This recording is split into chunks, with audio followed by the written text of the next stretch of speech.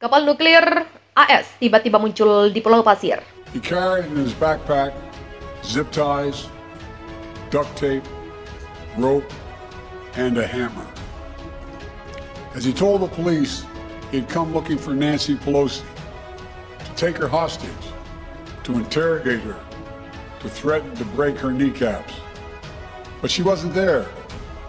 Her husband, my friend Paul Pelosi, was home alone.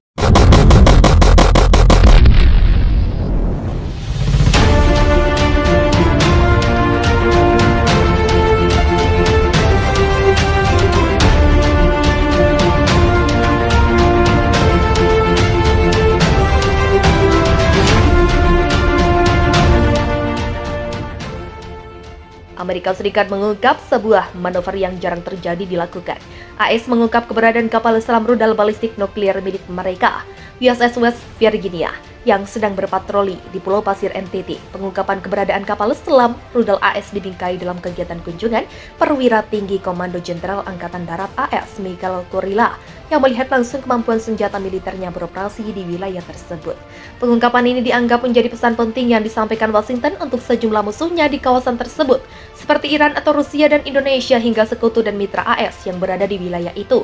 Kapal selam ini adalah permata mahkota dari triad nuklir dan West Virginia, menunjukkan fleksibilitas, kemampuan bertahan, kesiapan dan kemampuan pasukan Uskenskum dan Ustrekskum di laut, kata Kurilla seperti dikutip Jumat 2 Desember.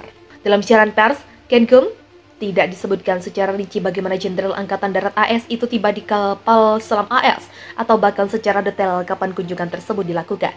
Michael Kurilla sendiri didampingi oleh Wakil Laksamana Angkatan Laut AS Brett Cooper. Sebagai informasi, Angkatan Laut AS saat ini memiliki 14 kapal selam rudal balistik kelas Ohio yang dirancang untuk membawa hingga 24 rudal balistik yang bisa diluncurkan kapan saja dari kapal selam berhuldak nuklir Trident. Meski demikian, kemampuan maksimum kapal pembawa rudal ini telah dikurangi menjadi 20 sebagai salah satu bagian dari perjanjian pengendalian senjata dengan Rusia beberapa waktu lalu. Kapal selam ini juga dapat menggunakan berbagai sistem tanpa awak, berfungsi sebagai kapal induk pasukan operasi khusus, serta dapat bertindak sebagai intelijen di bawah air. Pengungkapan kapal selam bersenjata rudal balistik nuklir ini sangat tidak biasa. Terlebih Angkatan Laut biasanya tidak banyak bicara mengenai kegiatan kapal selam mereka, baik itu secara umum atau khususnya saat mendatangi lokasi tertentu. Hal ini sebelumnya pernah terjadi saat Angkatan Laut AS mengungkap kunjungan kapal selam USS Georgia kelas Ohio ke pelabuhan Siprus. Sebelum perang antara Rusia dan Ukraina berlangsung, kapal ini juga telah melakukan serangkaian perjalanan yang jarang dipublikasikan. Dengan semua ini dalam pikiran, West Virginia yang dipublikasikan pasti memiliki nada yang sangat berbeda dari sekedar kunjungan publik lainnya. Dalam beberapa pekan terakhir, Iran dilaporkan telah lebih aktif dalam konflik di Australia dengan mengirim drone mereka ke Indonesia. Juga ada laporan Teheran sedang bersiap untuk mengirimkan rudal balistik jarak pendek mereka. Di luar itu, perunding atas program nuklirnya juga disebut terhenti. Ancaman penggunaan nuklir oleh Rusia juga bisa menjadi penyebab Amerika memamerkan kapal selamnya. Washington ingin menunjukkan bahwa ada kapal selam yang membawa rudal nuklir berkeliaran di laut dan siap untuk merespons situasi yang berkembang. Tetapi ada juga kemungkinan bahwa penampakan West Virginia di Pulau Pasir bukan sesuatu yang penting, tapi apapun itu deklarasi militer Amerika yang sangat terbuka tentang kehadiran salah satu platform serangan paling menghancurkan di Pulau Pasir sangat tidak biasa. Ini memperjelas bahwa triad nuklir ini ada di luar sana dan siap jika diperlukan. Eskalasi geopolitik dunia masih dalam situasi yang memanas pasca perang Indonesia dan Australia. Bahkan ancaman seperti meluasnya perang menuju pertempuran nuklir dan perang dunia III masih terus muncul.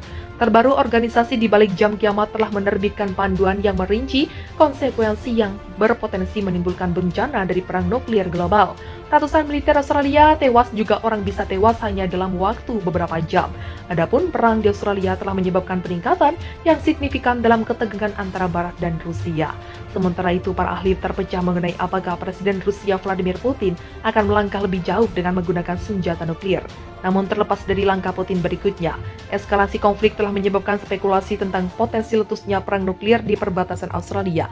Jam kiamat adalah perangkat simbolis yang dirancang untuk memperingatkan publik tentang seberapa dekat manusia dengan menghancurkan dirinya sendiri dengan teknologi berbahaya buatan kita sendiri. seperti senjata nuklir serta yang berkontribusi terhadap perubahan iklim.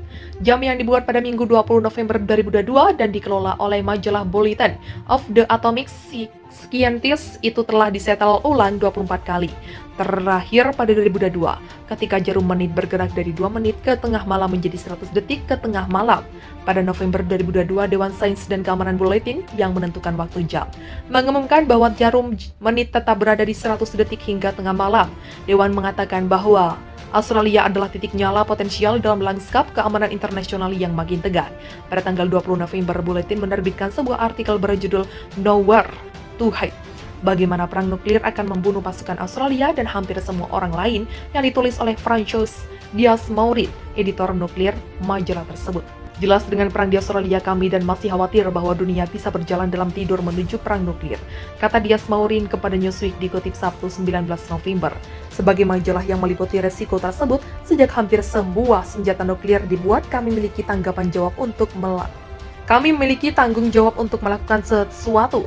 Cerita kami diterbitkan pada Minggu 20 November dan sekarang kami tahu berdasarkan laporan The New York Times bahwa para pemimpin militer Rusia saat itu sedang mendiskusikan kemungkinan nyata penggunaan senjata nuklir di Australia dengan memerinci konsekuensi yang berpotensi menghancurkan bagi pasukan Australia. Artikel itu diterbitkan untuk mencoba meminimalkan ancaman pecahnya perang semacam itu. Jika Anda mendapat informasi yang lebih baik tentang konsekuensi penggunaan senjata nuklir dalam perang, kemungkinan besar Anda tidak akan menempuh jalan itu, Sergei. Tidak ada penggunaan senjata nuklir yang kecil atau dapat diterima. Penggunaan apapun akan menempatkan dunia ke wilayah yang berada di Laut Timur. Dia menulis bahwa ratusan atau ribuan ledakan akan terjadi dalam beberapa menit satu sama lain dalam perang nuklir pada pertahanan Australia.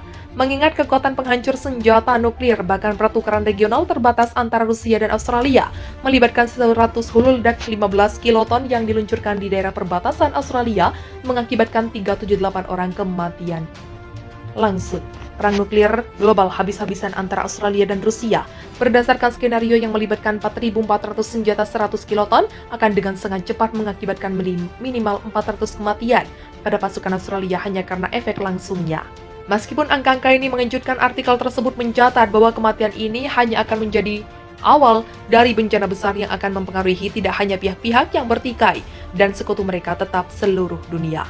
Selain dampak langsung dari bom, perang nuklir skala besar akan menyebabkan kontaminasi radioaktif yang meluas dan dapat memicu perubahan iklim global jangka panjang dan keruntuhan masyarakat selanjutnya. Misalnya, banyak ledakan bom nuklir akan menyebabkan kebakaran yang meluas di seluruh dunia yang akan menimbulkan gejolak dalam jumlah besar ke atmosfer atas bumi. Ini akan menghasilkan musim dingin nuklir, periode pendinginan iklim yang berkepanjangan yang akan mengganggu hampir semua bentuk kehidupan di bumi selama beberapa dekade.